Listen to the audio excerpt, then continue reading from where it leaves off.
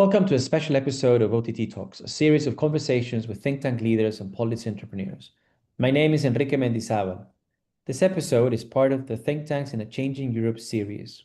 In this series, Goran Buldioski and I interviewed directors of European think tanks to reflect on the impact that changes in the region have had on the sector, their organizations, and themselves. Today, Goran and I come together again to reflect on the interviews from the first two seasons. So, Goran, what was your key takeaway? Hi, Enrique. Great idea to reflect on this series because I really enjoyed the seven conversations that we had. I have to say, I knew these people for quite a while. I've been working and engaging with them, and still my key takeaway has been the level of their involvement, the level of their embeddedness, the level of their emotion about what they do. So actually, the unrepellent belief in what they do. And I have to say, in these times of turbulence in Europe, in times of actually increased authoritarian sort of sentiments, and really not the greatest environment for think tank work, what really positively surprised me is the level of how all of the seven people that we interviewed were engaged. Now, that was a different type of engagement. Some were more cerebral and they were really analyzing, maybe even over analyzing their own environment. Others were, more optimistic, pessimistic. There were people like Sonia who also brought a lot of emotion into that, unsurprisingly, I would say. But one thing what was clear to me is that the level of engagement and the level of belonging, contributing, involvement was very high. And I read in that really good news because in spite of the hardships that we documented, especially for think tanks in Serbia and Hungary, in Poland, obviously there is still a spirit to be engaged, and there is still this profile of people that are beyond just having the gray mass and intellectual prowess. They also have the set of values in this work and the set of values in a democratic setup for their society. So that will be my key takeaway. What about you, Kike? What was yours? I think I'm split between two. One you've articulated very clearly, so I won't go into it again. But I as well, and for the last 20 years or so, working in the world of think tanks, certainly the last 15 years, being a lot more engaged and involved with the think tank communities in Europe and Western Balkans, Eastern Europe. I've noticed that what you've just said, right? This is not just a job, but for many people, it's a mission, a way of life, right? Sometimes I feel that many could have gone into activism, right? Many could have gone into political partisan politics, and think tanks are sort of at an equal level of choice. Right? They just opted to go through the way of the think tank to try to improve their societies.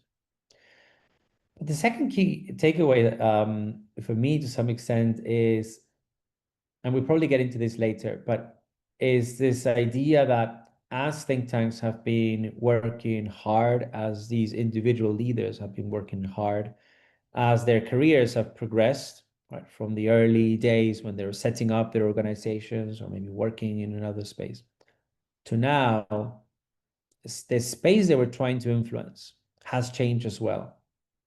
And I think this is something we don't often think about. We often think about the context in which think tanks work or the policies that think tanks are aiming to change as static. And these interviews gave me a sense that that wasn't the case, that all along, as they were working really hard to bring about change, the context and the policies that they were trying to change were also changing. So it's like a moving target that they had to deal with all the time. And I think this came out in conversations in Serbia. It came out very clearly when we talked to, when we looked at think tanks in Poland. Carolina Wicura was telling us all about this when we discussed the changing context, and she reflected on how at the beginning, they wanted to join the West, but now that they got to the West had changed. We also heard about this from Paul Morillas in CIDOP in Barcelona, who was sort of an outlier a little bit to our first couple of seasons, but he also described a changing, a very different context in which CIDOP is working today, as opposed to 10 years ago in Barcelona, in Catalonia. And Fabian Sulik at in Brussels also described a very different context from a few years ago to today, right? So even though the think tanks are trying to bring about change, they're also subject of change all around them. But I wonder if this was surprising to you, Goran, because I think while we were going through the interviews, I was always thinking, what does Goran think about this, right? You are part of this space as well, and to some extent, at least from where I see you, you're also a little bit like or very much like the people we interviewed. You're invested in the fights and the struggles that are going on in Europe. So I was just wondering if any of these discussions were surprising to you, were new to you. Mm. I mean, first, I have to say the analysis of the political context did not surprise me. That was kind of expected because I look at this, I live in it. But what surprised me is actually the level of opportunity. I mean, our last interview with Paul Morias was such an eye opener, and also I have to say a kind of a really a fresh take on opportunity. I mean, I always, from a distance, I always appreciated the sort of the Spanish think tanks and also the general Spanish look at politics. I'm sure when you're closer to it, it looks messier than when you're distant, as I am. But nevertheless, I always felt, living in Berlin, like why don't we learn more from Spanish? They also have interesting ideas, even if people in other capitals in Europe disagree with what they should engage, they must engage. And that interview was so kind of refreshing in speaking about opportunities.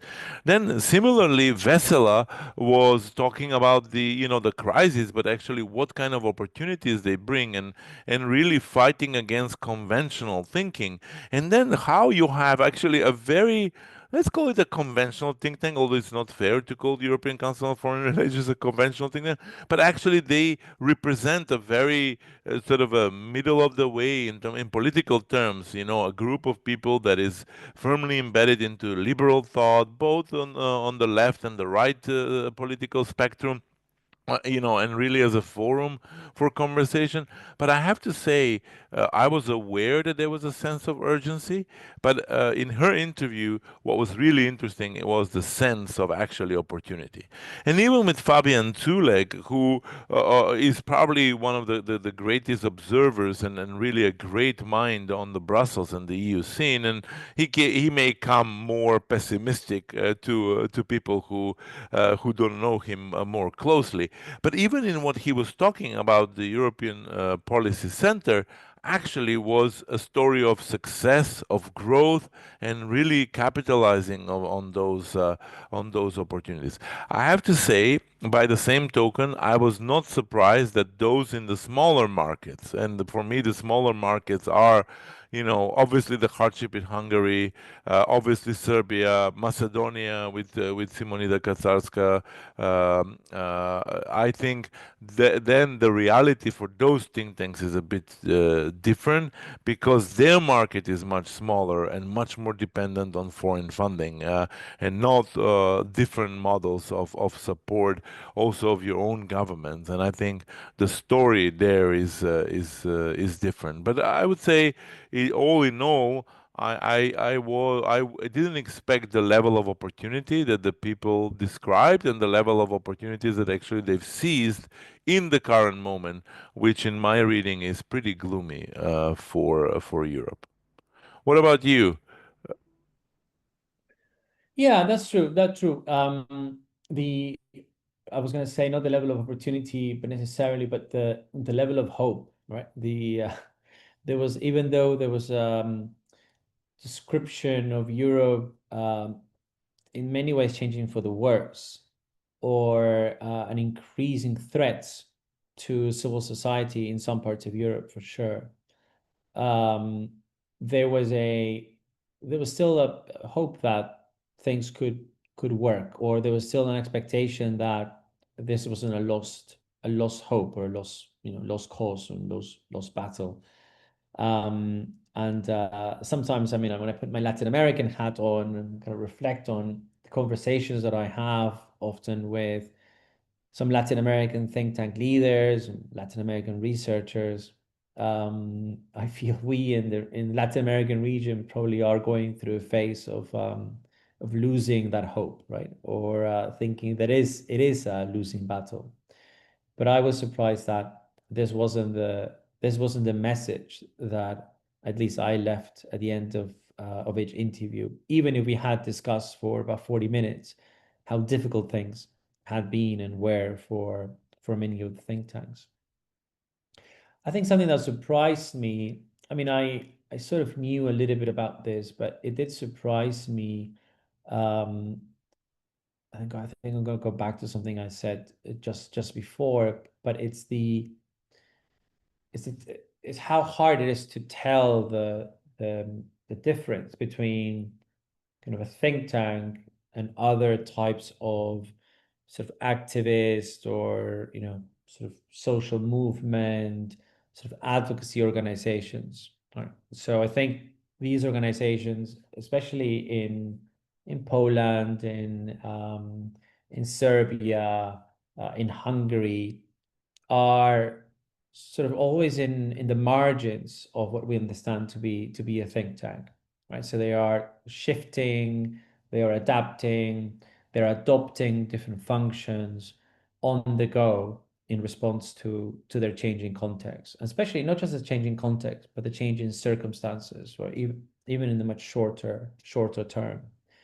Um, which means these are very flexible organizations, means the leadership also has to be very flexible and capable of adapting, which also means that that has a huge effect on individuals' careers and career progression, right? It's not like you come into a think tank at 24 and sort of can look up and see, okay, this is what I'll be at 45, because I think you have to expect that your roles might change um, along the way. So kind of I'm feeling I left some of these interviews thinking that these individuals that are leading these think tanks, if they have been leading them for 5 years, they must have gained incredible skills on a range of functions that organizations require, right? So it's certainly not enough to be a good researcher. It's not enough to be a good communicator. It's not enough to be a good manager. In their case, they also have to have been political strategists. They have had to raise funds from a range of sources, very difficult ones. They probably have had to play a pastoral role with their teams and their colleagues. They have had to be excellent networkers. I mean, this is what I was feeling, that as they were describing the things they've had to do and the individual sort of interventions they pursued, sort of the range that is required in a think tank leader in a context of such dramatic change as certainly the Western Balkans, Eastern Europe. But as you said before, as we said clearly, also in Brussels or in Spain. Mm. But on this, I have to observe, especially for those that work inside European Union, we should not forget that all of these people have an alternative path to employment. I mean, in a way, their hope, their optimism does not come with the paycheck, as people like to cynically point out for those who are employed for the European Commission in Brussels or elsewhere. And, these are all very smart, capable people that in many ways they would have been able able to get jobs that are probably safer, probably less demanding, while not necessarily less paid in those terms. And I didn't feel that. It's not even talking about the regret. I didn't feel that there was a sort of that was an option for them to do it. The other thing which is very interesting, and now let me make a bit of a harsher, maybe generalized distinction between the East and West. And East in the sense more like Poland, Hungary, the Balkans. All people who came from those countries, they clearly sort of communicated their not only their expectation but what they do in some ways is as well to help other players to think better, to think big about issues.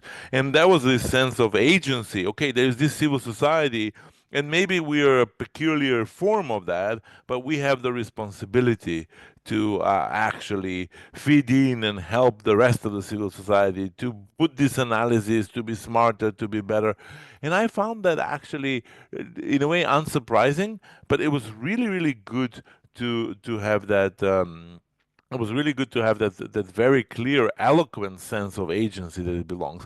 And then on the other hand, when you look at the Western Europe, and that's also in a way unsurprising because there the government is not the occasional or perennial enemy, or is not to fight. In a way, there is a more standard way of influencing policy, and there was not a big mention on sort of civil society in that side. So yeah, it's more of a reflection rather than conclusion. But nevertheless, I think that's really important for many of these think tanks, and it came very clearly across the interviews with, Carolina in Poland, Peter in Hungary, and Sonia in Serbia, and Simonida in Macedonia.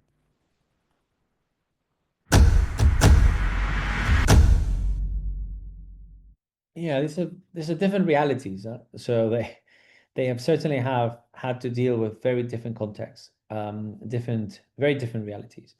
Being a director of a think tank in Serbia and being a director of a think tank in Brussels or in Spain, and I'm sure in Germany or in France or in the UK, will be very different.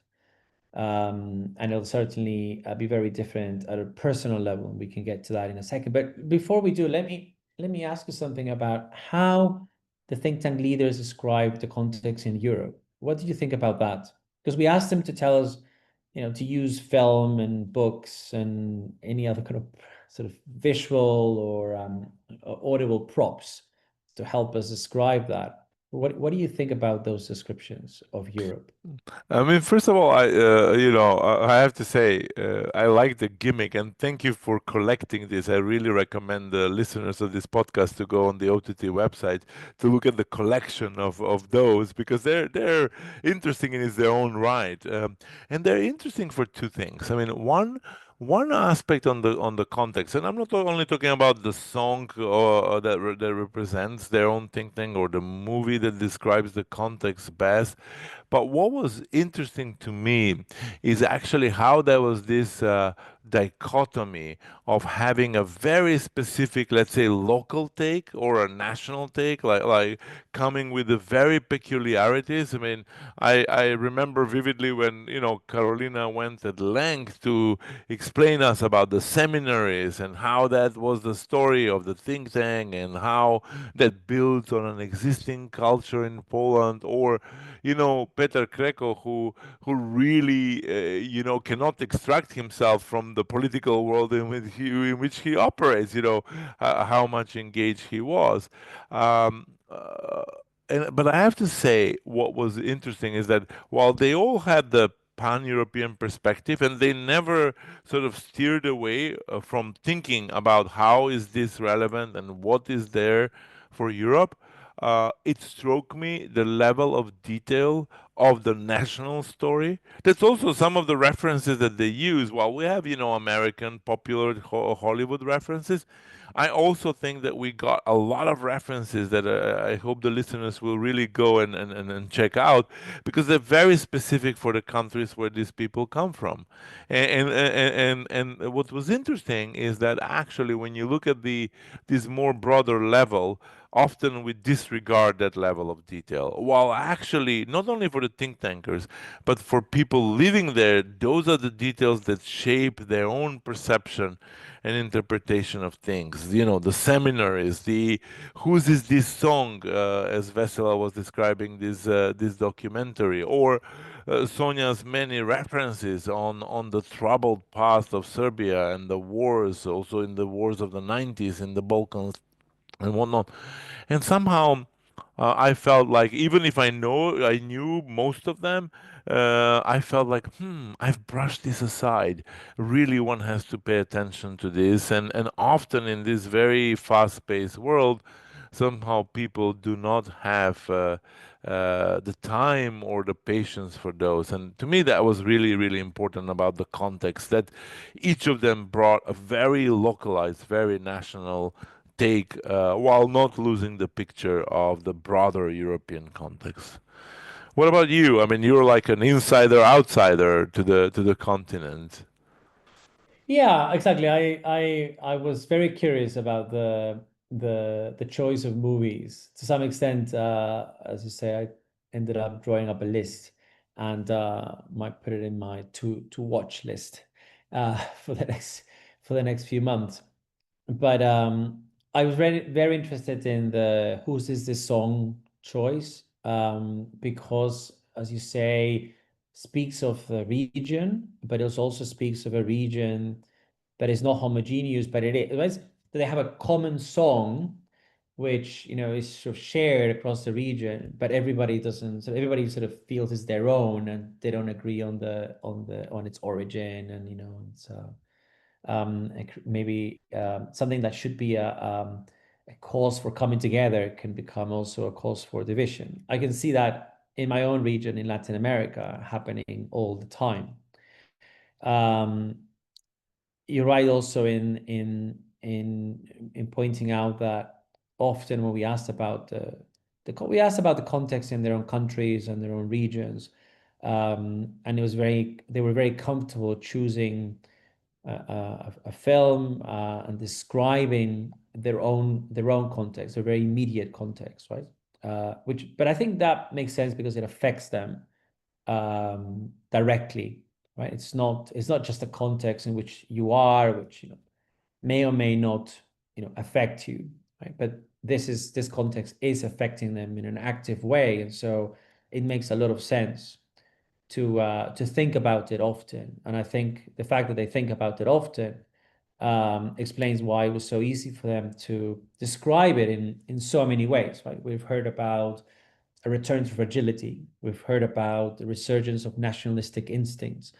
We've heard about the erosion of democratic institutions, an informational autocracy. We've heard about captured states. We've heard about hybrid states. We've heard about the erosion of a cultural debate, things becoming more tribal. I think these are terms that many of the people we interviewed, certainly in season one, used to describe the context in which they are operating. And I think that this diversity of ways of describing the context, to me at least, suggests that the context is very central, very present in all their conversations, in all their research, in all their analysis, because it affects them. It affects them very clearly. Um, and and it affects the organizations in which they work and how they change. So let me ask you then, what do you think about the way that think tank leaders that we interviewed then describe the role of think tanks in the region? Mm. I mean, on one hand, I was actually impressed in the way how they adjusted to the change, to the dramatic change of political environment. I mean, as one of the interviews put it, operating in an information autocracy. To add one more item on the on your list of how they described the environment, I have to say it's really interesting that they thought of this. They not only thought in analytical terms, but also emotionally. When I say that they embedded, nobody was thinking like, and now we're going to set up this in an exile. Our battle is here, and then we're going to work with that. And that also, when we talk about the hope, that's clear. When you look at that, I have to say there's some environments which are very different. I am not very much worried about the sort of those who deal with the European foreign policy like ECFR or with the European space with Brussels. They may have more difficulties of whether they can speak through to power. And as I relatively recently, as I wrote as well for your website, I feel that a lot of pro-democracy politicians are getting tired with the criticism.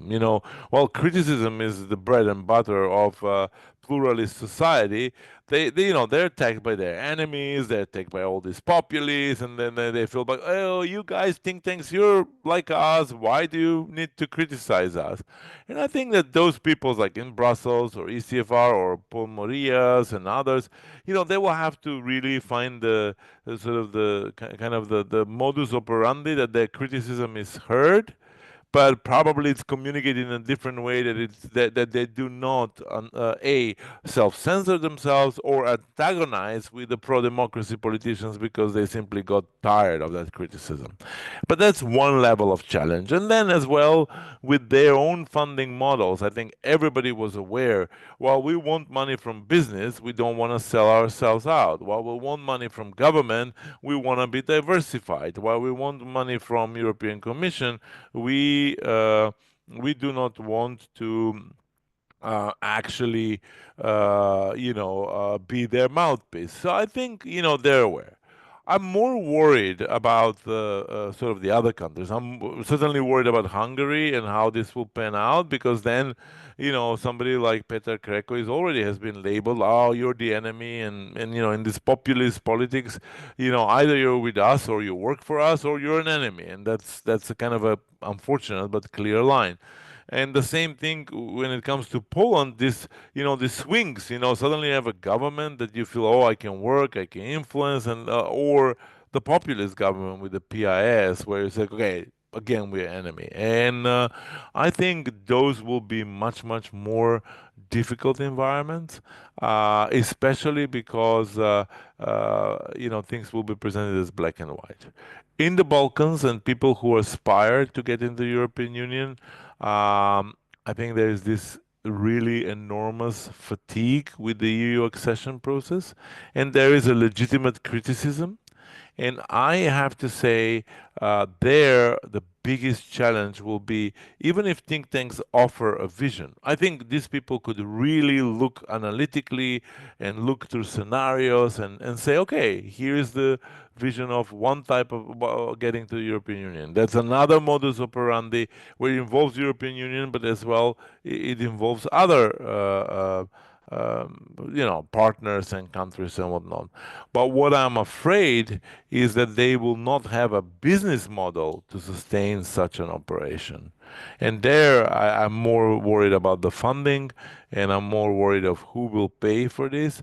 And I have to say, unfortunately, in my reading at the moment, the liberal-minded people and the pro-democracy, both decision makers, but as well individuals, are not that keen on putting the hand in their wallet and contributing to this type of sort of operations or to the think tanks. And interestingly enough, that stands very much in contrast to how much conservatives are ready, and they're not putting this in a benign fashion. Conservatives are instrumentalize the form of think tanks to influence, to manipulate, to be the mouthpieces and whatnot. But nevertheless, they do not fall short of putting money. And to me, that will be a very, very challenging environment, in particular in these countries that are like battlegrounds for pro-democracy politics versus information autocracies. So we'll see where this ends. But I believe that that's sort of the future of the think tanks in the European space.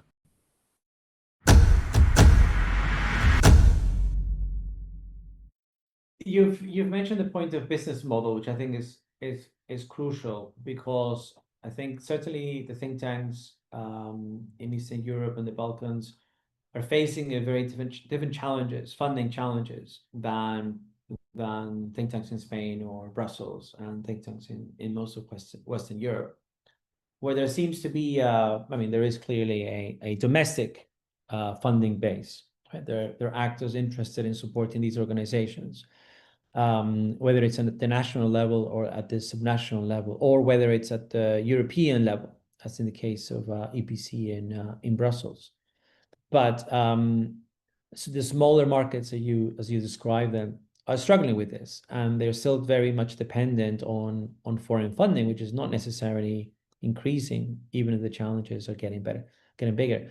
And I think you've mentioned another point, which is that those who could be funding on the kind of pro-democracy, kind of more liberal side of things, maybe are a bit tired of the struggle and the fight and the day-to-day defense of small sort of articles in some legislation. And my feeling is from conversations in other parts of the world is that they feel there's no vision, or there is a bit of a lack of vision of what might a pragmatic future look like, right? Not necessarily a perfect future, but a more pragmatic approach. And I wonder what think tanks in Europe will need to do, right? So the region has been changing quite a lot, continues to change. The resilience of these organizations is not guaranteed. What might make them more appealing, more attractive to domestic funders, whether it's national funders in Serbia or Hungary or Poland, or maybe regional funders in the Balkans and Eastern Europe, who might want to fund that vision of a future Poland or a future Hungary, a future Serbia. Yeah, I mean, look, it's a very, very difficult ask because I mean, this issue goes, at least in my mind, a bit deeper. I mean, first, for pro-democracy people, even individuals, even if they're affluent and whatnot, they believe that the state plays an important role, and actually they pay taxes, and they feel, hey, wait a second, I pay a significant part of my income to taxes. It should be the state, it should be the organized system that supports this. Why they do not have a budget for this? Because especially when you look at the other costs, this is, relatively small. And that's one thing. Well, actually, if you have libertarians, conservatives who are actually looking more in the tribal forms, and the state for them increasingly becomes a capture state, it's me serving me. When they do not have that, they actually see an enemy in that state, even if they pay taxes and they feel, no, no, I want to give for my cause. And that's like a more in black and white situation. And of course, I'm overgeneralizing here, but I think there is this also almost like philosophical hump or obstacle that think tanks have to sort of overcome, because they have to say, yes, I understand you, pro democracy people, but when you are in a minority, we have to work together that actually we sort of increase our impact and influence, and then we have a bigger say in the society. And unfortunately, that means in addition to paying your regular taxes and being diligent and citizens and taxpayers and whatnot, you have to pay more. Now, we've seen that. I mean, Poland, Hungary, we've seen that, especially with independent media, when the people saw that the state there, or the authoritarian governments are building their own media empire. That's like, okay, I have to pay. Think tanks are 1 degree separated from this because they're not about immediate consumption, and it's a bit harder. Now, theoretically, you can say, can you build up a model where the cost of analysis actually is factored in? Absolutely. But that theoretical model is very difficult to do in practice, because that means something like, I know that your topic of mergers is very dear to you in a sense, but that means like really somebody thinking, wait a second, we have to not only merge the think tanks, but also we have to merge different operations. And then part of what think tank does actually feeds with analytical, very deep, look into things, and then feeds into that independent media and whatnot. And I think, when people operate in hardship, it's very unrealistic to expect that they will say, "Oh, wait, I have anyway a small piece of loaf, and I'm gonna cut, part of it and give it to you because I believe in that." And it's while we can speak about those models, maybe in some places they will emerge. But I have to say it's very, very difficult, especially when people are in hardship. Which, in order to make the point, I think when they're pro-democracy governments, I know that they have to do a lot to fix the mistakes from the past and reforms and whatnot. I think they also will have responsibility to set the foundations for a long-stand support if they go into opposition, that there are vehicles of state and corporate and other support in which you see this. Because eventually, outlets like this will be your feeders in many ways in the times when it will be hardest for you, when you will be in political opposition and whatnot. I think that vision is there, it's out there, but I don't think that it's implemented. So in many ways, I think we have to see how that could be done, especially like now in Poland, to say, hey, Polish pro-democracy government, we know you're busy, we know you're fighting. Hopefully you will win. Your candidate will win the presidential elections. But then, in addition to all the reforms that you're doing, why don't you set up some foundations that actually, even in those times of hardship, those organizations will do in a democratic way. What the conservatives have done in a very non-democratic way, very corrupted, taking actually taxpayers' money and endowing their institutions.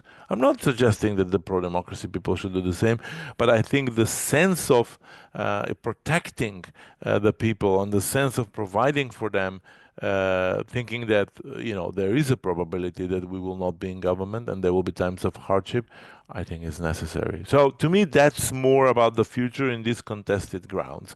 For the rest, I think it's like Spain, like EU, like foreign policy. I think the struggles are there, but they're at a different level of hardship, much lower than what I just described. And what is missing? Let's bring this short final episode of season 2 to a close. What is missing? What was missing from our conversations in the first 2 seasons? And what do you think we should be asking more about in coming interviews? Why don't you start first? I've been taking the ground first all the time. Why don't you go ahead? I return the question to you, and then I will contribute my own thoughts. Well, I think in general, what is probably missing is not missing, is there, and I encourage everyone that is listening to us now to visit the onthinktanks.org page, or whatever they're listening to this episode, and go and look for the individual interviews, because you will see that there is quite a bit of conversation about the inner workings of the think tanks and how the individuals that we interviewed have addressed a number of challenges. But we can probably go a bit deeper into some discussions around the inner workings, right? Inquire a bit more about the different types of funding they receive, but not just the sources, but I mean is the income streams, right? So is it through grants, consultancies, sale of services, development of training programs, etc. I think think tanks are certainly dealing with increasing challenge to their funding, and they need to look not just for new sources of funding, but new ways of generating income. The experiences of the think tanks we interview might be very useful. We did hear from some about team building, and I think that I'd like to know more about the level of formality and informality that goes into the way that some of these leaders have dealt with uncertainty around them in cultivating teams and building teams and strengthening teams. I'm always hear from, especially international development funders, there's sort of pressure to have all the policies and all the procedures and all the guidelines, right, and all the support to staff. But that is, all only possible if you're a large organization in a sort of an ideal scenario, with a welfare state, around you. Most of the time, think tanks have to provide these sort of benefits to the staff in very difficult contexts. So they might have the policies, but they can't implement them, right? So, but people appreciate the different ways in which leaders and organizations respond to their needs. And we heard so many cases of individual researchers or staff, being harassed, targeted by the state or by the other actors. And so I think learning about this would be very interesting. And then finally, questions about governance. I was wondering throughout some of the conversations, we've talked to the think tank leaders, but basically we talked to the CEOs, right? But I was just wondering about the governance of these organizations, sort of the space above the CEO, right? The boards, whether it's an advisory board or a legal board. And I'd like to know more about those individuals and the relationship those individuals have with the organizations. Because over time they play crucial roles. Mm. Yeah, I agree with both points, and I think on the governance is a very great observation, especially because unlike in United States, European think tanks do not use their board members as active fundraisers, and I think it would be really interesting to see what's the role and what's the key. Contribution of these people. On the internal issues, I absolutely agree with you. I had it also on my list. Just to add two specific points, you mentioned about the harassment of the researchers and whatnot. Really, what the people are doing for protection, but not only. I mean, one thing, physical protection, cyber protection, but also the spirit that actually we are in this together, and like don't give up kind of sentiment. The other issue on a more positive side, they deal with a lot of smart people. They deal with ambitious people. How they deal with motivating all these researchers, because as we know, think tank salaries are more than decent, but they're not the best out there. These people have alternatives, and especially as many of those think tanks that we interviewed have grown, and people have gone in their own lives.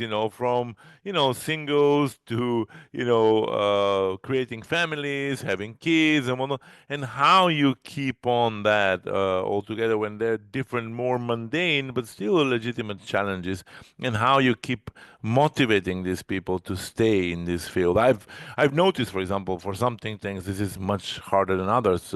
Economic think tanks being first and foremost, because economists will get paid in the corporate sector much more.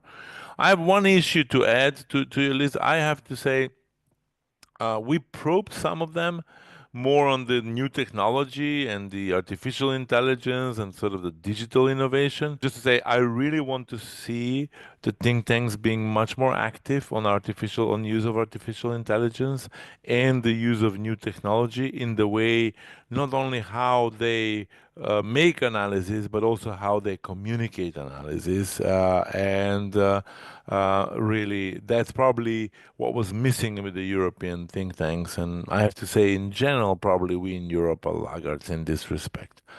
That's more about missing in the world of think tanks as we heard it.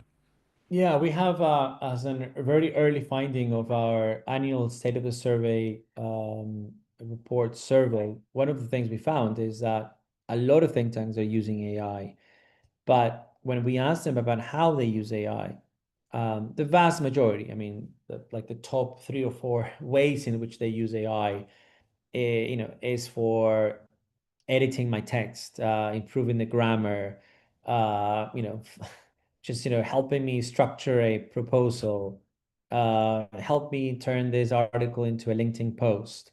So it's at that very superficial level, and not necessarily at the level where AI is being used to do research and analysis, or AI is being used to collect data, right? To produce, sort of analytical content. There's no added value to some extent, but I think you're right.